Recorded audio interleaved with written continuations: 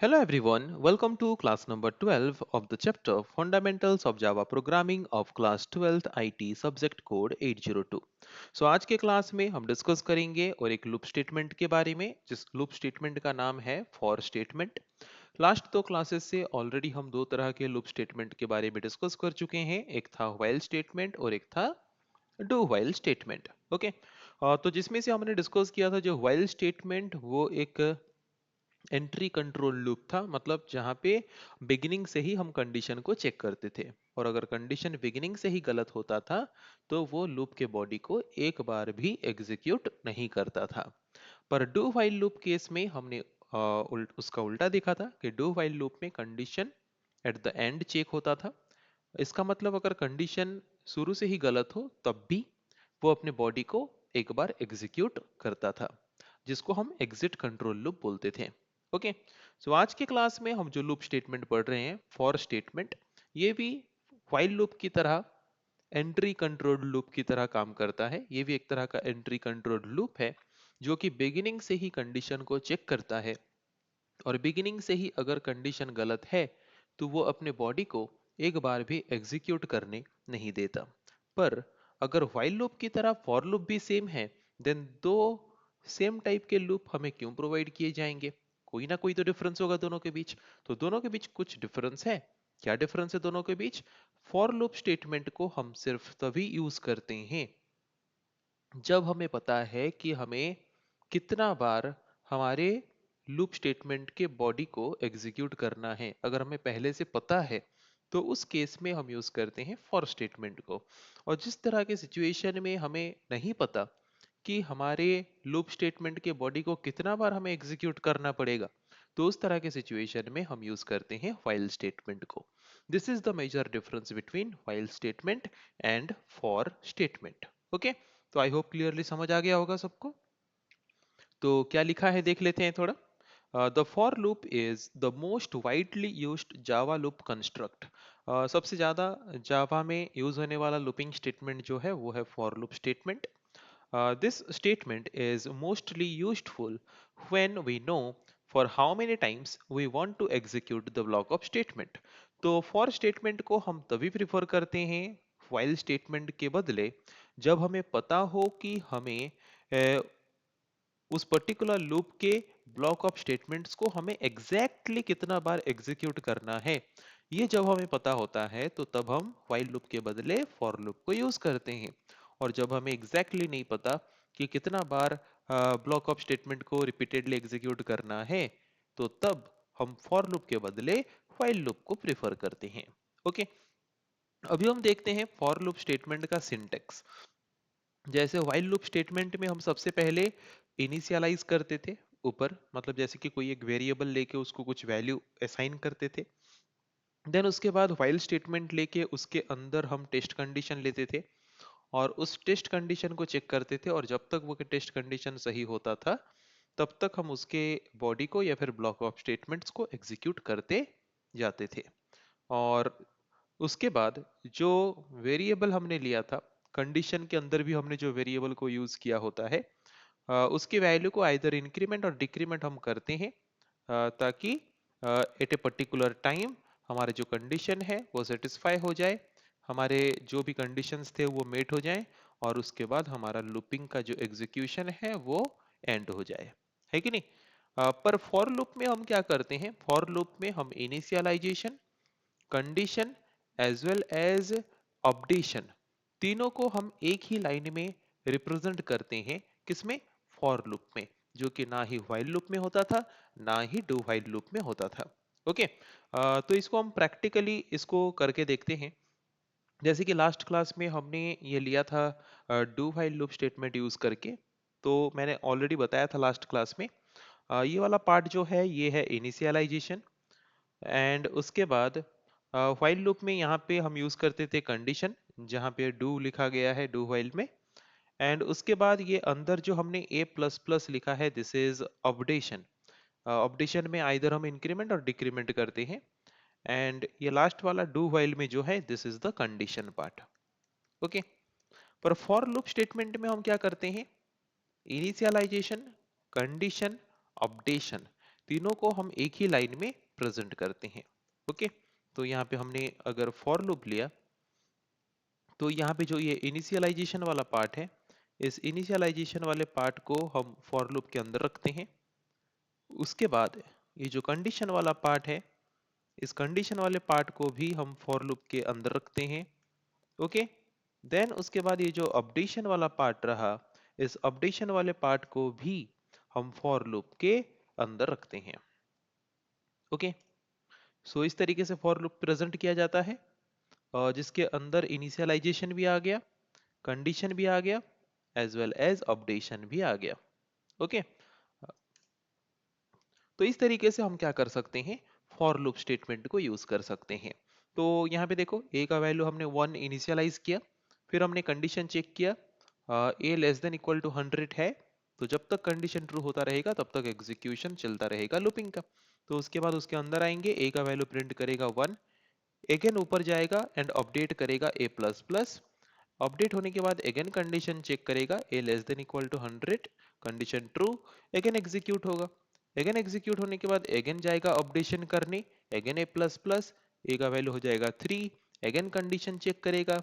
और ये प्रोसेस तभी तक चलता रहेगा जब तक हमारा कंडीशन फॉल्स नहीं हो जाता। और जब कंडीशन फॉल्स हो जाएगा तो तब हम फॉर लूप के बॉडी के बाहर आ जाएंगे, और उसके बाद नेक्स्ट जो लाइन ऑफ कोड या फिर लाइन ऑफ स्टेटमेंट होगा उसको हम एग्जीक्यूट करेंगे। तो इस कोड को अगर हम एग्जीक्यूट यहाँ पे करते हैं, ओके, इस टोटल कोड को अगर हम यहाँ पे एग्जीक्यूट करते हैं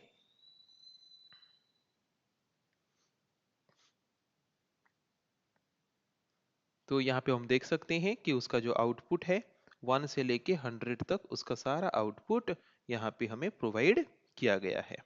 okay, so I think clearly समझ आ गया होगा कि फॉर लूप स्टेटमेंट हम कैसे यूज करते हैं और उसका सिंटेक्स क्या है और किस तरह के सिचुएशन में हम फॉर लूप स्टेटमेंट को यूज करते हैं।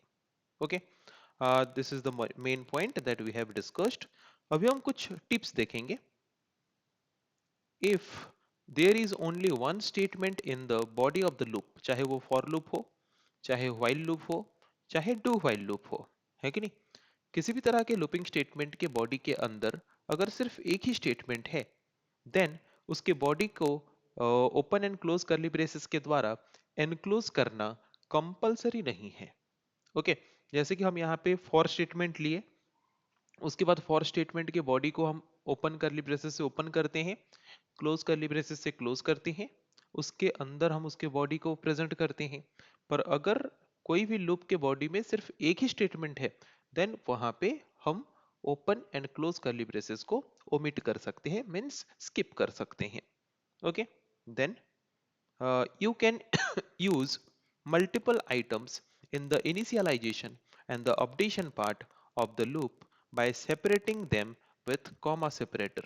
Okay, for loop के अंदर हम at a time more than one variable को initialize कर सकते हैं, more than one variable को update कर सकते हैं by separating them with comma.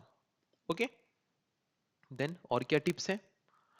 Do remember to use indentation to align the body of the loop. It will make it easier for you to debug your code.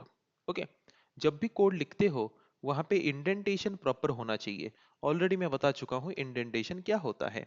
तो यहाँ पे जो extra space मैंने add किया है कि नहीं, तो फिर यहाँ पे एक्स्ट्रा स्पेस मैंने जो ऐड किया, दिस इज कॉल्ड इंडेंट।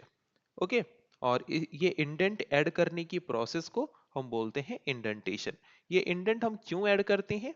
ये इंडेंट हम इसीलिए ऐड करते हैं ताकि इन फ्यूचर कोड को रीड करने में आसानी हो, समझने में आसानी हो। अगर कोड में कोई बग्स हैं, बग्स मीन्स कोई एरर्स हैं, देन उन एरर को आइडेंटिफाई करने में, डिबग करने में हमें आसानी हो। इसीलिए प्रॉपर इंडेंटेशन होना जरूरी है जब भी हम कोई लूपिंग को यूज करके कोड लिखते हैं। तो अभी हम देखेंगे कुछ कॉमन कोडिंग एरर्स जो कि फॉर लूप को यूज करते वक्त हमें फेस करना पड़ सकता है। Initial value is greater than the limit value and the loop increment is positive. देखो यहाँ पे इनिशियल वैल्यू हमने 5 ले लिया है कि नहीं, और कंडीशन में जो लिमिट हमने दिया है वो 5 से कम दिया है, और यहाँ पे अपडेशन में हमने इंक्रीमेंट दिया है। तो 5 का वैल्यू जो है वो बढ़ते बढ़ते जाएगा, कम तो होगा नहीं।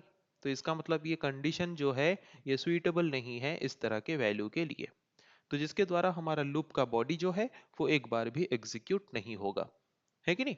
तो ये एक तरह का एरर कंडीशन है। और किस तरह के एरर कंडीशन हो सकते हैं? Initial value is lesser than the limit value. Initial value हमारा 1 है, लिमिट वैल्यू हमारा 5 है कि नहीं। तो 1 से 5 तक कैसे पहुंचेंगे? इंक्रीमेंट करने से ना पहुंचेंगे, पर यहाँ पे अपडेशन में हम क्या कर रहे हैं? डिक्रीमेंट, जिसके द्वारा ये जो लूप है ये एग्जीक्यूट नहीं हो पाएगा, है कि नहीं। देन और क्या हमें एरर कंडीशन फेस करना पड़ सकता है? Placing A semicolon eight the end of A for statement.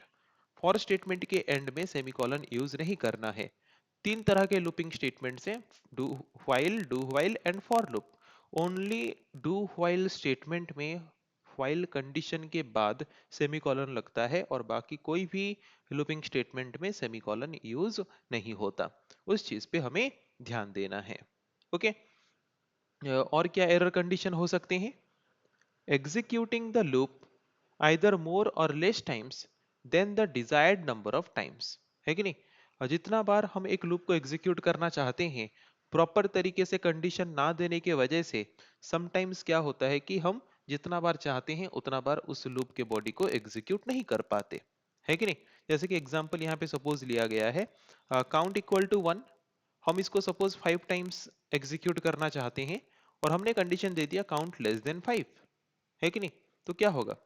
Count less then 5 मतलब जब काउंट का वैल्यू 1 है एक बार एग्जीक्यूट होगा, जब 2 है फिर एग्जीक्यूट होगा, जब 3 है फिर एग्जीक्यूट होगा, जब 4 है फिर एग्जीक्यूट होगा, बट फिफ्थ टाइम और एग्जीक्यूट नहीं हो पाएगा क्योंकि कंडीशन हमने गलत दिया। कंडीशन हमें वहां पे क्या देना चाहिए था? Count less than equal to 5। अगर हम देते तो हमारा 5 बार एग्जीक्यूट होता लूप का बॉडी। ओके, इस चीज को भी हमें ध्यान देना है, इस तरह के एरर भी हमें फेस करने पड़ सकते हैं। Okay. Then using a loop index declared within the loop outside the loop. Okay, मतलब सपोज यहाँ पे हमने फॉर लूप में हम क्या करते हैं, फॉर लूप के अंदर ही हम वेरिएबल को इनिशियलाइज करते हैं। तो फॉर लूप के अंदर जो वेरिएबल इनिशियलाइज किया गया है वो वेरिएबल एक लोकल वेरिएबल हो गया, जिसको हम सिर्फ फॉर लूप के बॉडी के अंदर ही यूज कर सकते हैं। उसको फॉर लूप के बाहर अगर यूज करने की कोशिश करेंगे तो वहां पे हमें वो एरर मैसेज जनरेट करके देगा।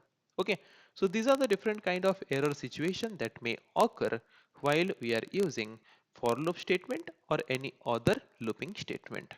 तो इन चीजों पे हमें ध्यान देना जरूरी है जब भी हम लूपिंग स्टेटमेंट्स को यूज करते हैं कोई भी प्रोग्राम लिखते वक्त। सो नेक्स्ट क्लास में हम डिस्कस करेंगे इस चैप्टर के ऐसे और कुछ टॉपिक्स। आई होप आज की क्लास का टॉपिक सबको इजीली समझ आ गया होगा। सो नेक्स्ट क्लास में हम डिस्कस करेंगे बाकी टॉपिक। आज के क्लास को हम यही पे एंड करते हैं। So thank you everyone.